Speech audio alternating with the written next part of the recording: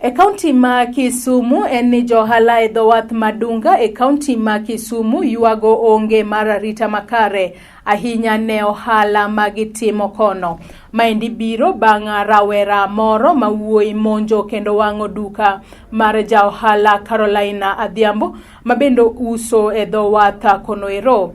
Ja ohala noero manoeri Caroline wacho ni rawera noero no wang'o duka ne bang' jaode tame e ketho apisi moro e dhowadh noero.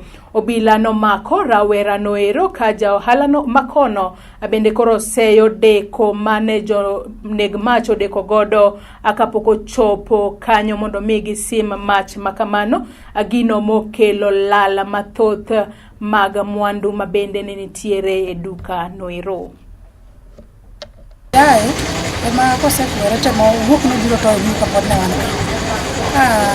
Wuok no biro temo kwere ne na modok to duka. Koro kawuono gokinyi, kogi gokinyi tiko na simu ni kika biye beach rach. Kore bana beta bete otani, ne ma abiro, aido ka wuono no se wango gik moko yot. Wango gimora mora, onge gimora mora madongo. Wango te. To wacho ni gimomiyo timo gima kamano en ang'o? Wacho ni nikech no thege, no kwere no weke to gik moko ofis. Momiyo wango ne ulo da gik moko. Ma koro wango temo gik mora mora modong.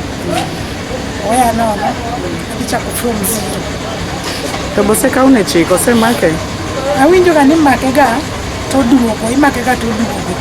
Imake ga to duogo. Koro maendi en kijana madonga ka usebedo ka otheko apani en gi problem moro matin.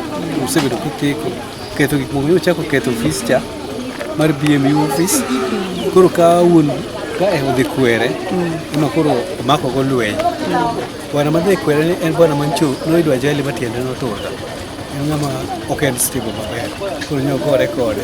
Koro bwana nowe odhi report to police. Koro kani chungu kinto koro biro chalo gima no chulo akene ochulo mane. Koro biro ketho bwana no kae. Kendo gutibore maber kich ka en kar ohala kama ji timo dwaro matin mar konyruok. Koro en gima ok otimore maber ka onego bed gi security moromo nikech bich ka duong' ok onego bed ni koro ng'ato biro timo atima gimoro to ji ni around to kaka inyalo